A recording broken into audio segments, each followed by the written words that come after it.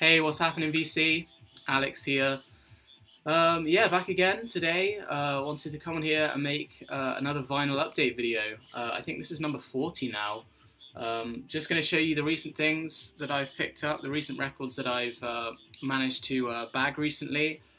Really happy with the amount of records I've been buying recently and the amount of records that I've wanted to pick up. My record store seems to be getting in quite a few records now, secondhand stuff and new stuff that I'm pretty attracted to, that I've wanted to buy, and I have done in many cases. So yeah, that is probably the main reason why my buying has kind of picked up recently. I know I went through a period, kind of end of last year and beginning of this year, where I wasn't buying much at all.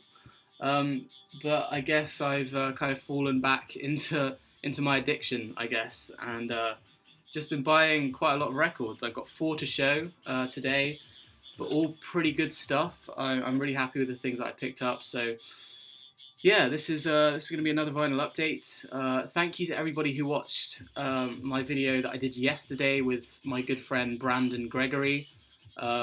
Really had a great time with Brandon. He came down for the weekend from Wales and stayed with me here in Oxford, and yeah, we just had a great time listening to music. We went to the record store twice, yesterday and the day before, and yeah, me and Brandon can spend hours and hours in record stores. We have done before when we've met up. So yeah, it was great to have him down for the weekend, and it was kind of a spur of the moment thing to make a video. But it was cool to talk about the kind of comeback of vinyl, the vinyl resurgence, I think I called the video. So thank you to everybody who watched that. If you haven't checked out that video, I kind of made it into a thread. It wasn't like an official thread or anything. I didn't put it in the title, but it would be interesting if you watched that video to hear your opinions. I've already had some great comments from people like Rob and Tudor and Joe and a couple of other people. So thank you very much. But yeah, go and check that video out with me and Brandon that I did yesterday. So yeah, I'm going to get back to the vinyl update now. You can probably hear playing in the background is Aphex Twin. This is the only record, unfortunately, that I own as of now by Aphex Twin. This is I Care Because You Do. This is 1995. This came out originally on Warp, and this is the reissue that came out I think last year. And one of the records I was going to buy yesterday when I was with Brandon was the Window Licker EP that Aphex Twin put out, and I was so tempted by that because I've heard that's one of his best songs, and the cover's really weird if you've not seen it. And I was going to pick up that. I want to kind of try and build my Aphex Twin collection up. I listened to Ambient Works, his first album, Ambient Works 85 to 92, a few days ago, and that was just so good. I'm becoming such a huge Aphex Twin fan now, so yeah, I'm looking to kind of build my Aphex Twin collection over the next few months or so. So yeah, that's what's playing in the background. I'm going to go ahead and show you the records now. I can't remember whether I showed this first one. It's only a 45. I picked this up a few weeks ago, definitely before my last vinyl update, so I could have shown this. I can't quite remember. But yeah, I just picked up a 7-inch. This is Bob Dylan with a Duquesne whistle. And this is backed with Meet Me in the Morning on the B-side. It's an alternate take, obviously from his 1975 album, Blood on the Tracks. So I thought this was a nice 7-inch to pick up. They reduced it at my store.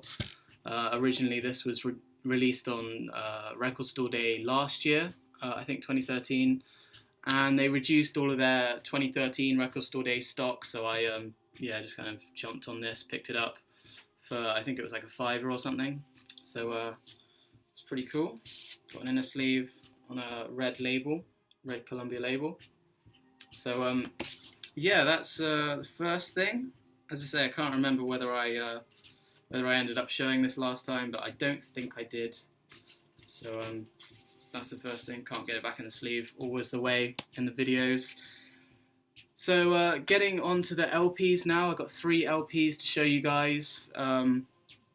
and a couple of secondhand things. But first of all, I'm going to show you my newest record. This is a very, very recent release. Came out, I think, last week, and by one of my favourite bands. I went to see these guys last year and posted a video on the channel. Yeah, one of my absolute favourite bands, favourite rock bands. I don't know how you would kind of classify this band because they're so unique, so original, and you know, for over a year now they've been definitely up there in regards to my favourite bands. So I went ahead. I couldn't resist picking this up because you know, I want to support these guys, and it was a very good price actually, this record. So first of all, of course, I'm talking about the new Swans, the new Swans album. This is To Be Kind, their most recent LP, or triple LP, I should say. Typical Swans, they release I think this is over 2 hours long again. So like the Seer, you're definitely not in for a short ride listening to this. You know, I've sat down now 3 times. I've listened to this through 3 times. Not the record, but I've listened to it twice in my headphones and played the record through once so far. And it doesn't sound like a lot, but it's quite a commitment, really. This is a 2-hour record, and wow, what can I say? This is just mind-blowingly good. I was blown away by this, as I was. I say I was kind of expecting it, but I didn't really know what to expect because Swans are so unpredictable and alternative, and as I said, kind of unique. So I didn't know what Michael Gira was going to kind of throw at me this time. He certainly came through with an absolute blindingly good album with The Seer in 2012, and I thought, you know, that's never going to be topped. I thought whatever they release next, I'm sure it's going to be good, but to match The Seer would have been an absolute mind-blowing achievement. But I think they did. I think they did match The Seer with this. I know many people probably disagree. Many people love this. I've been reading some reviews and, you know, trying to read as many opinions on this album as possible, and yeah, quite a few people are loving the hell out of this thing, and I can see why. It's kind of, in a way, it's kind of like The Seer Part 2, I would say. I mean, there's definitely elements of The Seer that you can hear on this. Very long songs. There's a 38-minute song on here like they had in The Seer. You know, driving bass lines and really, really weird and wonderful riffs on here.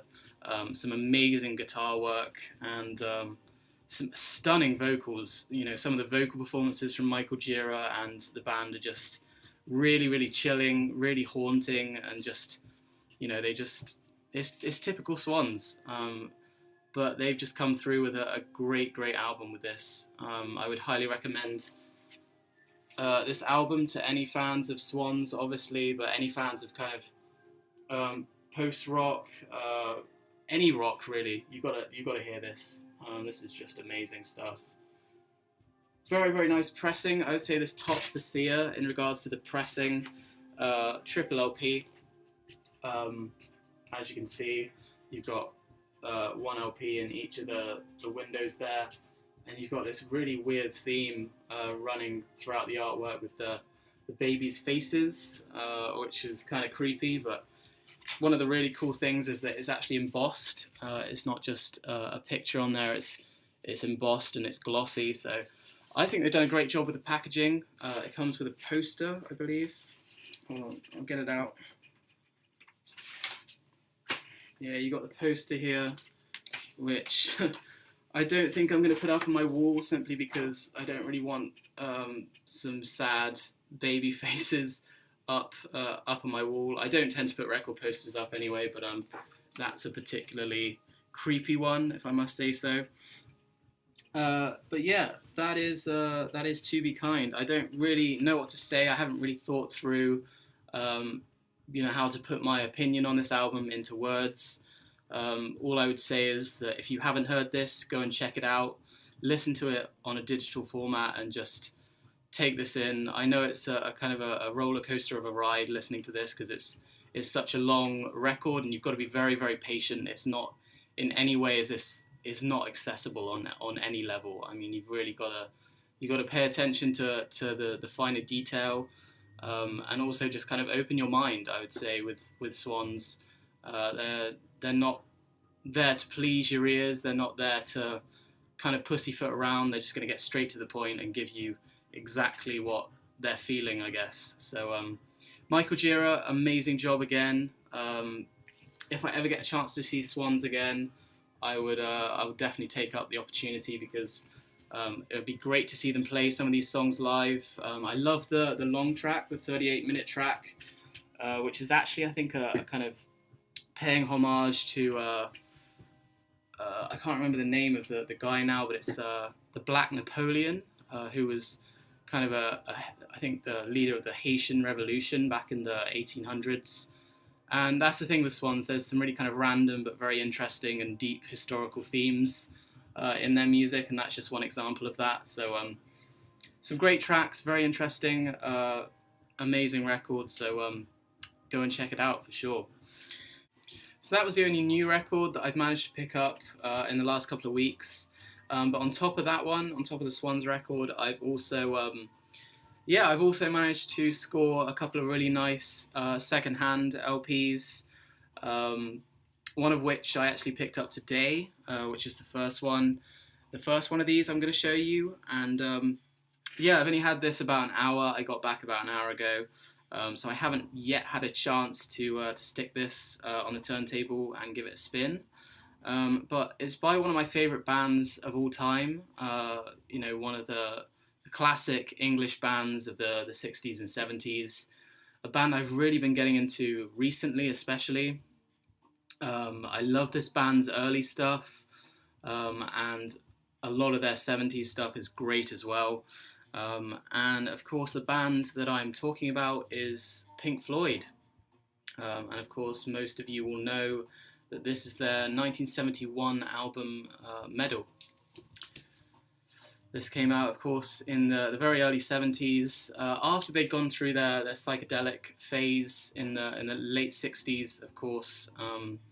Beginning with Syd Barrett, of course, with Piper at the Gates of Dawn, and Saucerful of Secrets, which was the only album which I think all 5 members, including David Gilmour, played on, that second album, which I listened to very recently, thanks to Adam Nichols, who played a song, I think a Richard Wright song, on his radio show, which I listened to.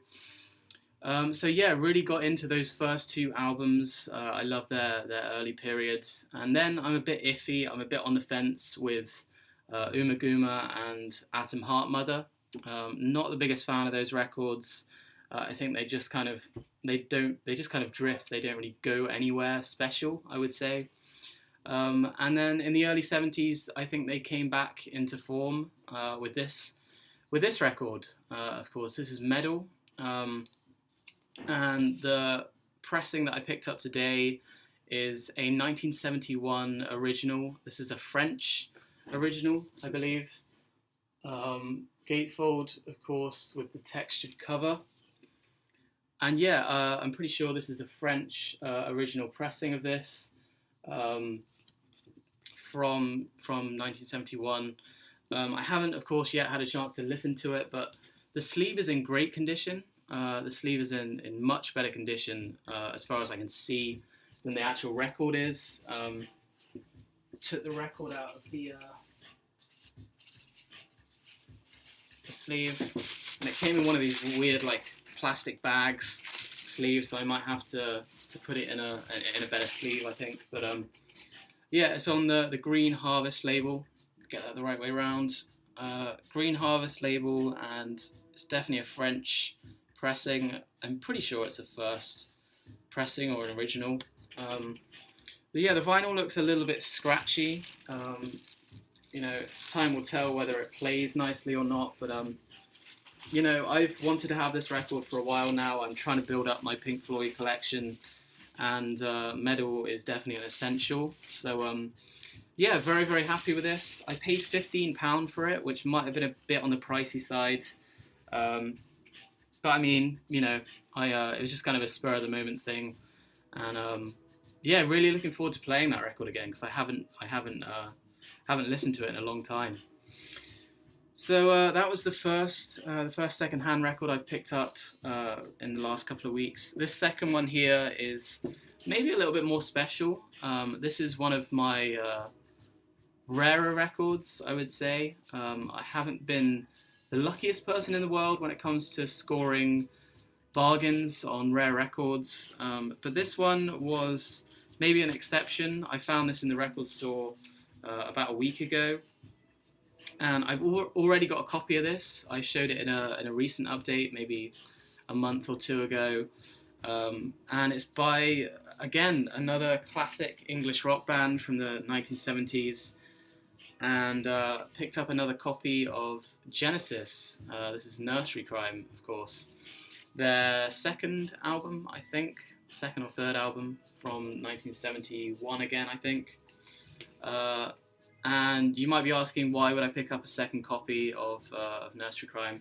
And the reason is, they had a load of Genesis in there. They had Lamb Lies Down on Broadway, a later pressing of that. They had Foxtrot on a big Mad Hatter label. And then they had this, and I kind of went past it originally because I already had a copy and I didn't think it was going to be a first pressing.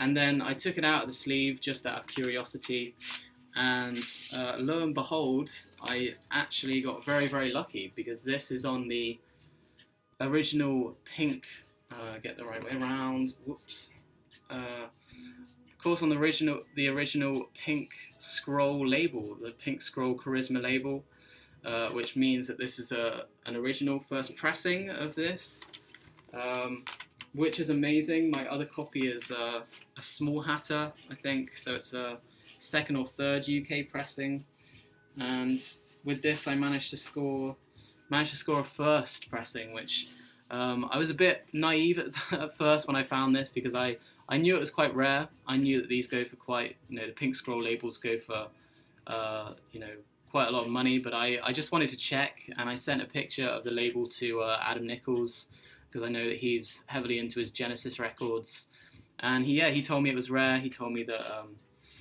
it was his birthday, and it was kind of sod's law that I was to find a rare record on his birthday, which was kind of funny. But this was amazing to find.